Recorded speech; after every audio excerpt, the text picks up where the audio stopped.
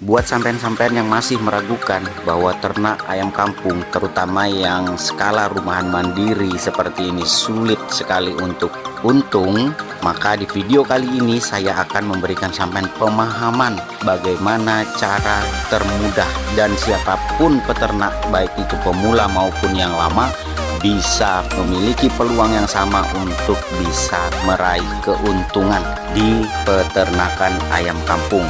Untuk itu, simak video ini sampai akhir. Oke, bosku.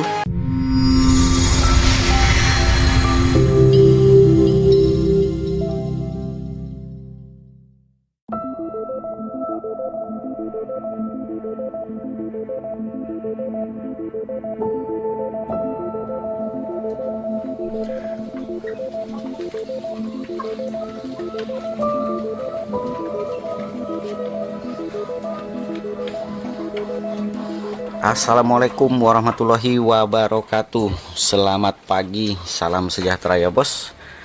Kembali lagi bersama saya di sini di Bakal Peternak. Di video kali ini saya akan bersharing tentang bagaimana cara meraih keuntungan, mendapat keuntungan dari peternakan ayam kampung, terutama skala rumahan mandiri. Dan video ini bukan hanya untuk pemula, tetapi juga buat sampean yang mungkin sudah berulang kali mencoba peternakan ayam kampung, walaupun skalanya masih kecil tetapi masih terus mengalami kegagalan. Oke, baiklah bosku, semoga video ini akan menjawab semua permasalahan sampean selama ini, atau menjawab semua keraguan sampean selama ini. Simak video ini sampai akhir, dan jangan lupa kalau sampean suka videonya silahkan di like, dan jangan lupa di share ke rekan peternak yang lain agar mereka juga tahu apa yang kita tahu. Prinsip ekonomi kita bahwa dengan modal sekecil-kecilnya tapi bisa dapat peluang untung sebesar-besarnya. Bagaimana caranya? Melalui peternakan ayam kampung kita bisa, bosku. Kenapa saya katakan bisa? Karena pasti ada jalannya.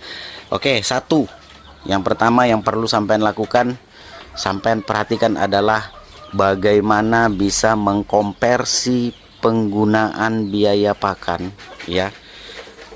Bagaimana cara sampean bisa menekan biaya operasional pakan. Karena ingat bosku, 80 hingga 90% biaya pengeluaran kandang yang terbesar itu adalah di pakan. Nah, jadi kalau sampean bisa menyiasati penggunaan pakan ini, maka sampean sudah berada di tangga pertama menuju keuntungan. Di video-video Bakal Peternak, saya selalu membagikan cara, atau saya selalu menekankan bahwa sampean kalau beternak ayam kampung harus belajar teknik fermentasi. Kenapa? Teknik fermentasi ini, bos, ini adalah salah satu jalan bagaimana cara sampean bisa mengolah pakan, limbah, bungkil ini tadi bisa digunakan sebagai bahan pakan untuk ternak ayam kampung. Karena tidak ada jalan lain, bosku. Kalau kita hanya bergantung pada pakan pabrikan, percaya saja, mau hitungannya pakai gaya jungkir balik pun sampean nggak bakalan untung. Tapi kalau sampean bisa memaksimalkan penggunaan biaya pakan ini, ya, mengkonversinya sehingga bisa menjadi harga yang sangat murah, maka saya pastikan sampean peternakannya bisa untung. Kalau sampean jeli, sampean tentunya ketika awal memulai, atau mungkin start dari hari ini, saat sampean sudah melihat video ini, sampean tentunya sudah akan mulai berpikir, di mana saya akan mendapatkan sumber daya pakan yang murah. Nah, saya sudah selalu memberikan bocoran-bocoran apa yang murah dan apa yang mudah, berlimpah, ya. Mungkin di beberapa daerah seperti daerah persawahan, daerah perkampungan, pedesaan yang mungkin mayoritas penduduknya adalah bertani sawah, maka ini besar peluang dedak bekatul itu bisa didapatkan dengan mudah dan murah. Tetapi di beberapa daerah lain di Indonesia ini sangat sulit, terutama yang di daerah-daerah mungkin pinggir perkotaan, atau mungkin bahkan di tengah perkotaan, mungkin sangat sulit sekali, bos, termasuk di daerah saya. Sangat sulit sekali mendapatkan dedak bekatul. Kalaupun dapat itu sudah dioplos. Nah, tapi nggak masalah, karena kita di sini tidak hanya dedak. banyak sekali sumber-sumber daya pakan yang bisa kita dapatkan selain dari dedak bekatul. Walaupun dedak bekatul ini sebenarnya sudah sangat familiar di kalangan peternak menggunakan dedak ini. Tetapi sekali lagi saya katakan, abaikan penggunaan dedak bila di daerah sampean itu sulit mendapatkan dedak atau langka atau mungkin mahal. Nah, kemarin baru ada yang komen, "Bang, di daerah saya harga dedak 6.000 per kilo." Kalau saya abaikan sudah itu, bos. Tinggalkan, lupakan untuk menggunakan dedak. Kita masih punya banyak sumber daya pakan yang bisa kita berikan untuk ayam-ayam kita. Salah satunya adalah mungkin kita bisa menggunakan ampas kelapa, mungkin kita bisa menggunakan ampas tahu. Ya, ampas kelapa itu kan banyak dijual, bos, di pasar, di jasa pemerasan kelapa, ya. Kemudian di pabrik-pabrik tahu yang bisa dikatakan per karungnya itu bisa untuk 3 hari sampai 1 minggu pakan ayam, ya. Itu bisa kita dapatkan dengan harga murah. Paling mahal, semahal-mahalnya itu bisa 20.000 sekarung. Nah, sampean bisa bayangin, sampean bisa dapat berapa kilo pakan tetapi hanya dengan mengeluarkan uang hanya 10.000, 20.000, itu kan lumayan, bos. Tinggal bagaimana sampean mencampurnya dengan bahan pakan lain. Kalau seumpamanya di daerah sampean nih jagung giling harganya mahal, ya, sudah mahal, ada waktunya lagi. Solusi penggantinya adalah dengan menggunakan roti BS, nasi sisa, nasi limbah, ya, nasi limbah dapur, atau sampean menggunakan singkong yang difermentasi atau direbus atau dijemur.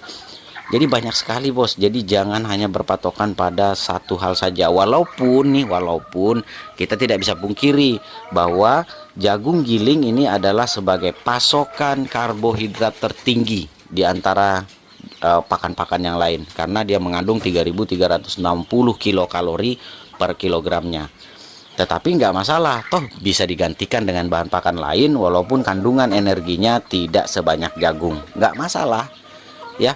Kemudian asupan mineral, dari mana kita bisa dapatnya? Tentunya kita bisa dapatkannya, vitamin dan mineral ini bisa kita dapatkan dari asupan sayuran hijau. Sayuran hijau kita dapat dari mana? Dari pasar. Banyak sayur-sayur apkir, sayur sisa yang tidak bisa dijual, mungkin tidak layak jual, ya bisa kita kondisikan, bosku, bisa kita ambil sebagai bahan pakan. Nah, penggunaan bahan pakan gratisan atau dengan harga murah seperti ini secara otomatis akan mendorong harga pakan kita tadi menjadi lebih murah. 1 ekor ayam bisa menghabiskan 3 hingga 4 kilo untuk per 1 kilogram daging. Nah, tinggal sampean bisa mengakali gimana caranya agar pertumbuhannya bagus, pertumbuhannya maksimal, tidak malnutrisi, nutrisinya tidak ketinggalan atau tidak kalah pakan. Maka salah satunya adalah dengan cara memaksimalkan jumlah kandungan nutrisinya dengan harga yang murah. Makanya saya katakan, kalau sampean pandai atau sampean bijak dalam mengelola pakan ini, bisa mengkonversinya hingga ke harga yang terendah, maka sampean adalah calon peternak yang akan untung ke depannya. Jadi rata-rata berapa sih harga per, kalau kita mau hitung-hitung total, umpamanya kita sudah membuat pakan adukan nih dari bahan alternatif, bahan pakan alternatif, berapa harga yang ideal? Harga yang ideal itu, bos, di angka 4.000, mentok-mentok 5.000 per kilogramnya. Karena 1 kilogram, ya seperti saya katakan tadi, 1 kilogram daging itu bisa kita push dengan 3,5 kilo atau 4 kilo. Berarti anggaplah pakan adukan sampean ini harganya 5.000. 5.000 kalau dikali 4 berarti 20.000. 20.000 biaya dan lain-lain, ya 25.000 lah modal per 1 ekor ayam. Sementara Pak, di harga jual di daerah saya 35.000. Nah, berarti kalau sampean biaya pengeluaran kandang sampean dalam 1 ekor itu 25.000, berarti sampean sudah untung 10.000 per ekor ayam. Ya, 10.000 per ekor ayam. Berarti kalau sampean ternaknya 100 ekor, berarti sampean sudah untung 1 juta rupiah. Itu kalau sampean ternaknya 100 ekor. Tentunya kalau ini saya berbicara soal skala rumahan mandiri saja, bos. Tetapi kalau sampean skalanya skala besar, ya pastinya akan lebih perkaliannya akan lebih banyak. Nah, kalau seumpamanya di bawah 5.000 ya lebih untung lagi, lebih bagus lagi. Kalau seumpamanya menyentuh angka hanya di 3.000, 3.500 itu lebih bagus lagi. Kalau sampai bisa mendapatkan sumber daya bahan pakan sampai menyentuh angka 3.000, 3.500 lebih keren lagi. Karena anggaplah sejelek-jeleknya satu ekor ayam membutuhkan 4 kilo. Ya, kalau 3.500 berarti hanya butuh 14.000. Serendah-rendahnya sampai jual ayam 35.000, maka masih untungnya masih lumayan. Kalau di daerah saya jujur, kemarin saya baru posting video jual ayam ya. Video jual ayam dengan keuntungan ya kurang lebih per bulannya saya bisa dapat 2,5 juta, dan itu real. Real kenapa? Karena saya cukup ternak ayam, cukup menetaskan sendiri, pelihara dewasa sendiri sampai ke pembesaran hingga panen. Kemudian ada pelanggan-pelanggan saya yang sudah menunggu untuk membeli. Dengan harga berapa? Paling kecil kalau seumpamanya bobot 1 kilo, biasanya kan mereka juga pesan tuh sesuai dengan keinginan. Kadang yang mau bikin lalapan atau mungkin ya konsumsi sendiri bosku.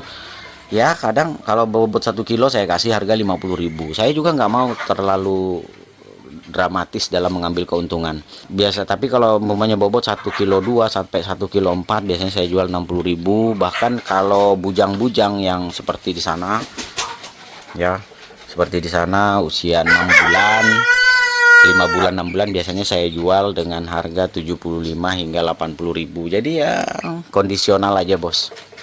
Kita menyesuaikan saja. Tetapi perlu diingat bahwa ketika saya melakukan promosi pertama kali, saya bahkan pernah jual ayam 50.000. Kalau pembelian di atas 5 ekor maka saya akan kasih free 1 ekor. Itu cara saya dalam mempromosikan. Itu nanti akan kita bahas di berikutnya. Kita tidak perlu bahas di sini karena kita membahas pakan dulu. Nah, jadi sekali lagi pesan saya, kalau sampai mau untung maka konversilah penggunaan pakan, biaya pakan sampean dengan cara membuat pakan adukan yang berasal dari bahan pakan alternatif seperti bungkil-bungkilan, ampas, limbah. Itu bisa sampean konversi, sampai buat pakan adukan kemudian difermentasi. Makanya hal dasar yang perlu sampai pelajari dalam beternak ayam kampung ini adalah bagaimana cara mengolah pakan dengan menggunakan teknik fermentasi bosku. Nah, saya nggak perlu bahas lagi secara lebih detail tentang apa manfaat fermentasi, tapi yang jelas pelajari dan berlatihlah menggunakan teknik fermentasi dalam mengolah pakan. Oke, itu yang pertama. Yang kedua, perkecil angka kematian di kandang. Nah, kalau angka immortalitas dalam kandang sampean, maka sampean sudah menjejakkan kaki di tangga kedua menuju keuntungan. Contoh, sampean sudah ternak 2 bulan. Ketika 2 bulan ini sudah masuk fase pembesaran dan ternyata angka kematiannya menyentuh angka 40%, maka saya bisa pastikan berapapun jumlah ayam yang 60 ekor yang sampean jual, saya pastikan sampean tetap akan rugi. Kenapa? Karena 40%-nya udah hilang bos. 40%-nya ini yang mati ini anggap sudah hilang, itu sudah menggerogoti keuntungan sampean. Jadi ibarat kata sampean jual berapapun yang 60 ekor ini tidak akan menutupi kerugian. Syukur-syukur bisa papu, syukur-syukur bisa balik modal. Ya kenapa? Karena angka kematiannya tinggi sekali. Berapa ideal? Nah, sebenarnya nggak ada berapa ideal kalau untuk angka kematian bos. Kalau bisa 0%. Kalau bisa yang netas berapa, yang panen berapa. Kalau bisa. Tapi ya tetap saja dalam perjalanannya ini ada 2-3 ekor, ya 4-5 ekor yang mati, itu masih dalam angka yang lumrah. Ini dari skala 100 ekor loh ya. Kalau dari 100 ekor ada yang mati 2-3 ekor bahkan sampai 4-5 ekor, itu masih dalam skala yang menurut saya masih normal. Kenapa? Karena 95 ekor sisanya ketika dijual ini akan bisa menutupi kerugian kita yang 5 ekor yang mati tadi. Tuh. Nah, caranya menekan angka kematian adalah dengan perawatan yang intensif. Intensif loh bos ya. Perawatan yang betul-betul dalam pengawasan, perawatan yang betul-betul diterapkan secara lebih disiplin, berkelanjutan, dan tidak bisa sekedar hari ini dilakukan kemudian minggu depan baru dilakukan lagi. Itu nggak bisa. Kenapa? Karena pola perawatan yang benar, pola perawatan yang berkelanjutan ini akan membuat ayam-ayam kita selalu sehat. Ayam-ayam kita ini bobotnya bisa tercapai, sehingga pada saat kita menjual sesuai dan bisa memuaskan konsumen. Konsumen puas, maka dia akan berulang, repeat order. Dia akan order lagi, dia akan beli lagi ke kandang kita. Terutama kalau ada selisih harga. Biasanya pengepul, percaya saja bos, pengepul kalau ngambil 35.000 dari kandang kita, percaya saja dia akan jual 50.000, 60.000 di pasaran. Nah, kalau sampean punya pelanggan sendiri dan sampean jual sedikit di bawah harga pasar, maka percaya saja pelanggan sampean daripada beli di pasar pasti akan beli di sampean. Kenapa? Karena itu pola yang saya mainkan, bosku. Di sini, ya di sini, kalau untuk ayam-ayam bujang seperti ini yang belum masuk fase kawin, ya, itu harganya 80.000, bos. Jadi jangan heran kalau saya jualnya 70.000 paling mahal, 75.000 paling mahal. 60.000, 50.000 itu kisaran harga jual saya. Kenapa? Karena saya harus menjual di bawah harga pasar. Karena mereka akan berpikir seperti ini, pelanggan-pelanggan ini. Kalau saya beli di kandang bakal peternak umpamanya dengan harga 60.000 sementara di pasar 80.000, tentu dia akan milih di kandang saya dong. Iya kan? Orang rata-rata pelanggan saya, bos. Pelanggan saya itu rata-rata ngomong, kok murah sekali jual ayamnya. Saya bilang, saya jual ayam segitu. Pertama, karena memang saya mau menjualnya di bawah harga pasar. Kedua, karena menurut saya hitungan 60.000 itu sudah untung, bos. Sudah untung. Karena selain saya menggunakan saya mengkonversi biaya penggunaan pakan saya juga harus menjualnya di bawah harga pasar supaya saya mendapatkan konsumen yang berstatus pelanggan. Oke, sampai sini mungkin paham ya, bos ya. Saya rasa ini cara yang mudah, tetapi ini diperlukan ketelitian, diperlukan seorang peternak yang jeli dan bijak. Walaupun dua hal yang saya sebutkan ini terlihat sepele, biasa aja.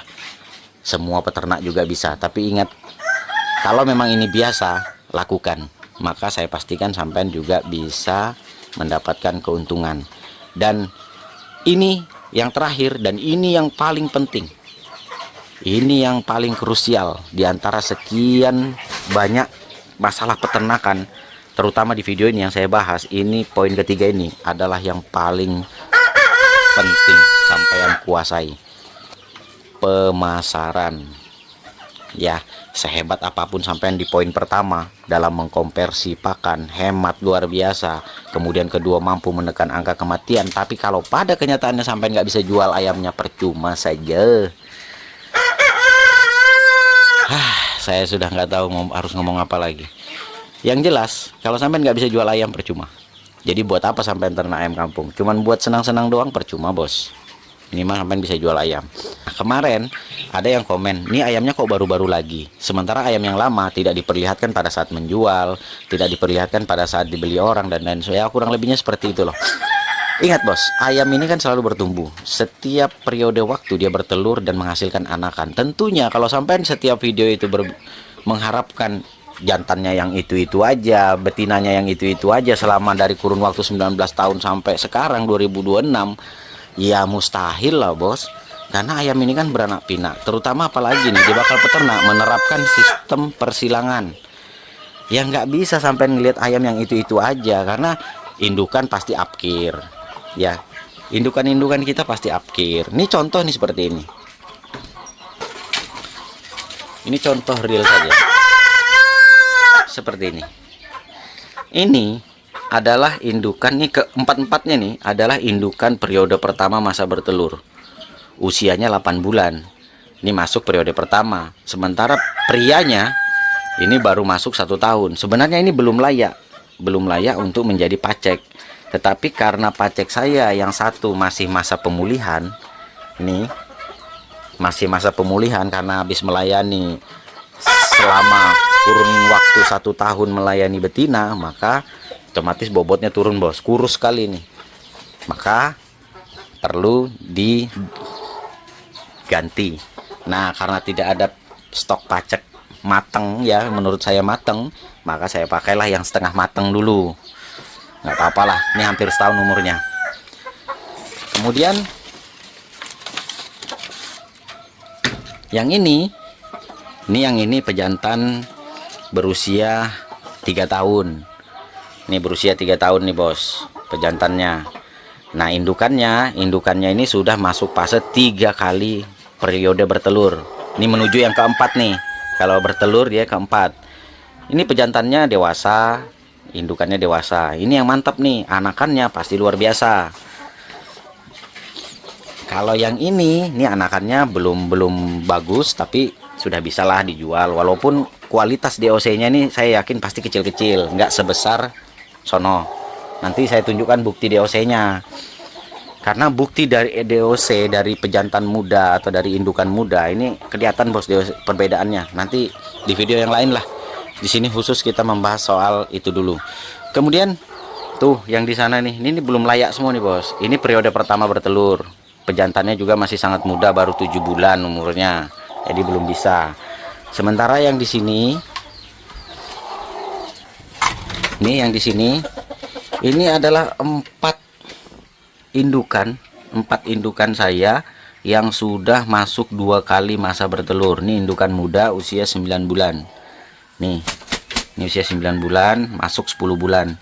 Sudah 2 kali periode bertelur. Pejantannya jangan ditanya, ini jago banget nih bos. Ini udah mateng. Jadi wajar lah kalau ayamnya baru. Karena apa? Karena tadi yaitu berkesinambungan terus menerus. Nah kalau ini indukannya apkir. Karena indukannya apkir sudah masuk usia 3 tahun, bahkan ini udah mabung nih. Ini udah mabung, kemudian yang ini udah masuk masa apkir. Nah ini jantannya muda nih, ini setengah matang nih bos. Ini prianya setengah matang, ini saudara sama yang di sana tadi. Jadi saya karantina di sini aja karena ini nggak ada pasangannya cowoknya, ya prianya nggak ada pasangan. Sementara yang betinanya juga sudah nggak nelor lagi, udah masuk masa apkir. Selain mabung juga ya paling nanti lebaran selesai tuh bos. Nah jadi seperti itu. Hal pertama yang perlu kita lakukan adalah promosi. Saya selalu katakan promosi kemana? Promosi ke tetangga, ke RT, ke RW. Promosi aja Pak, saya punya ayam kampung, saya punya ternak ayam kampung, saya punya kandang. Kalau sampai minat nanti hubungi saya, ini nomor HP saya. Kemana? Ke tetangga kampung, ke tetangga desa, ke tetangga kelurahan juga bisa. Promosi. Oh anaknya si Anu itu loh ternak ayam, kalau nanti kita perlu ayam mungkin untuk kendurian atau mungkin untuk apa kita bisa beli. Karena ingat bos, banyak orang yang seneng makan ayam kampung, terutama kalau ayam kampung sampean itu selalu dicekoi ini jamu fermentasi. Waduh dagingnya pulen bos, percaya aja dagingnya itu beda. Bahkan kemarin salah satu pelanggan saya itu dia pakai pil, biasanya ada pakai pil obat ya pada saat direbus atau menggunakan presto itu dengan harapan supaya dagingnya nggak alot. Ternyata dia coba pakai masak biasa, ternyata pulen dagingnya, empuk, nggak ngaret. Wah ini hebat ayamnya ini. Akhirnya apa? Itu pelanggan terbaru saya ya, ibu-ibu, pelanggan terbaru saya. Harga pasarannya kemarin saya kasih yang harga bujang, saudaranya yang ini 2 bulan lalu, saudaranya yang ini saya kasih harga 75.000. Begitu dia beleh, dia makan, wah ternyata harga dagingnya pulen. Ayam usia 7 bulan saya hargai 75.000. Tapi dari situlah kesan pertamanya, sehingga apa, setiap waktu datang ke tempat saya ada ayam enggak. Nah jadi seperti itu promosi bos. Karena kalau sampai ngumpet aja di kandang tanpa menyiarkan, tanpa mempromosikan, tanpa mengumumkan bahwa sampean punya ayam, ya gimana sampean bisa punya pelanggan. Harapan sampean yang terakhir paling mentok-mentoknya di pengepul bos. Harganya harga pemerintah kolonial. Sampean nggak bakalan berharap bisa dapat harga tinggi kalau sampean jualnya ke pengepul. Karena pengepul juga tidak salah kalau menurut saya. Karena apa? Dia juga jual lagi. Dia beli di sampean 35.000. Yakin dia jualnya nanti 50.000, 60.000. Ya kalau sampean mau, sampean pangkas, sampean yang cari pelanggan sendiri, sampean jual sendiri. Caranya banyak bos, bisa jual ke promosinya ke rumah makan, ke restoran, ke warung-warung Tegal yang bisa, yang banyak menampung ayam-ayam kampung. Biasanya tuh ada banyak aja tuh yang jual apa ya, lalapan ayam kampung, soto ayam kampung. Wah banyak bos, tinggal sampean aja menyiarkan, mengumumkan, mempromosikan ayam-ayam sampean. Skala saya pak baru 100 ekor, baru 200 ekor lah. 100 ekor 200 ekor kalau nggak dijual emangnya mau dipelihara sampai umur berapa bos ya. Jadi tidak ada langkah sukses selain di peternakan ayam kampung selain sampai pinter dalam menjual.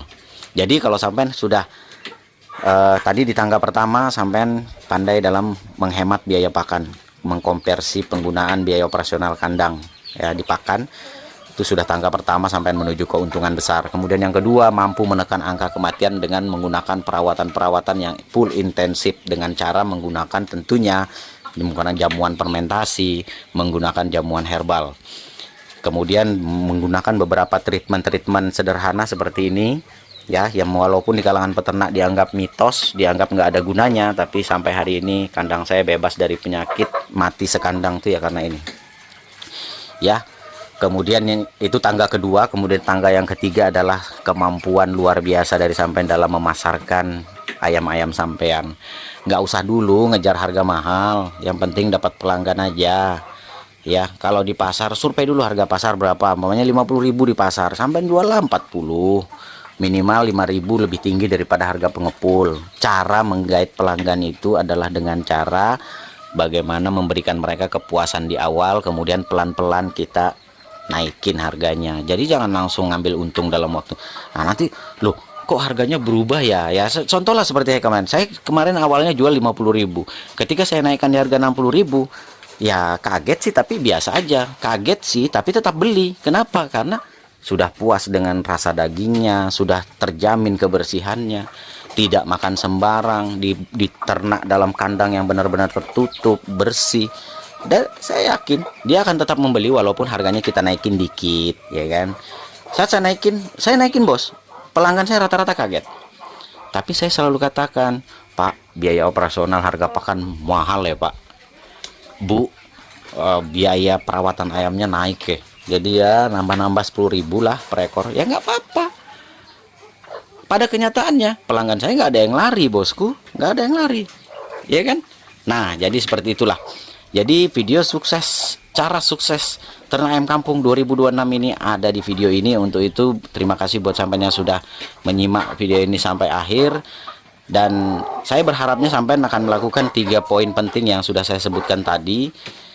Dan saya jamin sampean bisa mendapatkan keuntungan yang berlipat dari sebelum-sebelumnya setelah sampean mengaplikasikan apa yang saya sampaikan tadi. Oke, untuk itu cukup sekian video dari Bakal Peternak kali ini. Semoga kehadiran Bakal Peternak bisa terus menginspirasi dan memotivasi sampean untuk terus beternak skala rumahan mandiri. Jadi nggak usah dulu lihat skala berapa populasinya, yang penting proses belajarnya. Kuasai 3 hal yang saya sebutkan di video ini, maka saya pastikan sampean juga bisa menjadi peternak profesional yang tentunya pasti untung besar. Oke, baiklah bosku, sekian dari saya. Kurang lebihnya mohon maaf. Assalamualaikum warahmatullahi wabarakatuh. Salam sukses dari Bakal Peternak.